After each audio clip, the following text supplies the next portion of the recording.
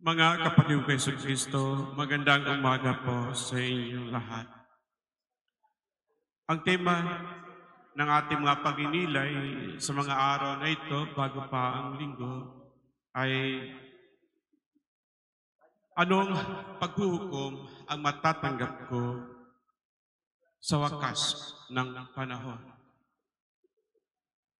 Tatanggap ba ko ng gantimpala na siyang buhay na walang hanggan o ang kaparusahan na hindi makasama ang Diyos magpakailanman at magpa sa walang hanggan? Mga kapatid, pinagsimulan natin ang pagninilay na ito sa pamagitan ng pag-alam ng mga uri ng kasalanan na ating nagagawa habang tayo'y nabubuhay sa mundong ito.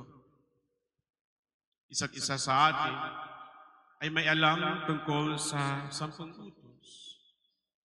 May mortal na kasalanan, may mabigat na kasalanan, at meron naman yung magagaan. Ang magagaan ay madaling mapatawad sa pamagitan ng pagtanggap sa araw-araw ng pagpapatawad na ating hinili sa Diyos, lalong-lalo na sa pamagitan ng banal na Eucharistia. Ang mabigat na kasalanan ay kinakailangan nating hingan ng pagpapatawad sa pamamagitan ng sakramento ng penitensya. Ang mortal na kasalanan ay kailangan rin ng grasya ng pagpapatawad mula sa sakramento ng penitensya at kailangan pa ng maraming panalangin at abstinensya, mga gawaing penitensyal na kailangan natin upang unti-unti mabigyan ng laya ang ating kalooban sa bigat na ating naramdaman sa budhi ng ating kalooban.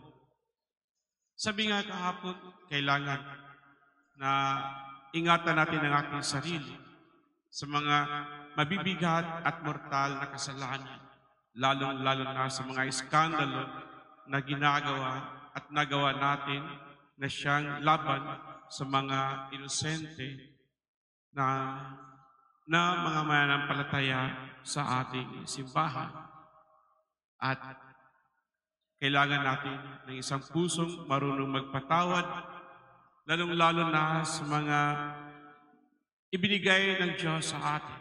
Dahil alam naman natin na kung sino yung mga malalapit sa atin, sila ang unang nakakaranas sa bagsik ng ating kahinaan at kasakiman ng ating mga kasalanan.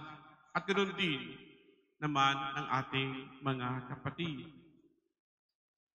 At alam natin na sa paghuhukom, titingnan ng Diyos ang kabutihan ng ating kalooban. Titingnan ng Diyos kung hanggang saan tayo naging tapat sa mga pangakong ating mga binitawan. Hindi lamang sa harap ng Diyos, kundi sa harap ng ating mga kapatid. Pinaalagaan natin sa lahat ng mga nangasiwa sa atin ang ating pananampalataya upang hindi tayo mahulog sa kasalanan at malihis ang landas at hindi tayo makarating sa ating layunin na siya ang buhay na walang hanggan. Tinawag tayo ng Diyos ayon sa kakayahan at kaalaman na meron tayo. At tayo ay tinawag na maging matapat at matatag sa ating mga binitawang pangako, lalong-lalo na sa isang estado ng buhay na siyang ibinigay ng Diyos sa atin. Ako bilang isang pari, kayo na mga magulang bilang ina't ama ng inyong sariling mga anak bilang mga matapat na mag-aasawa sa kanilang sariling pamilya. Sa estado ng buhay na meron tayo, ay meron tayong mga responsibilidad at katungkulan na dapat nating gampanan na may pagmamahal at unawa at pagpapatawad.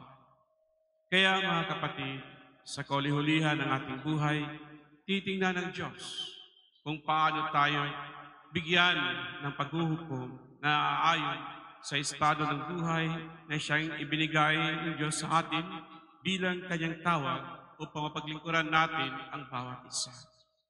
Kaya sa kauli-hulihan, sa mapagkumbabang kalooban, sasabihin natin sa Diyos, ako'y isang tagapaglingkod lamang at ang lahat ng aking ginagawa ay walang kabuluhan kung ito'y hindi mula sa tawag ng Diyos. Kaya sana mga kapatid, katulad ng mga banal ng ating simbahan, kagaya ni San Joseph, na kung saan inalay ang kanyang sarili para sa kanyang sariling komunidad at simbahan, ganoon rin tayo.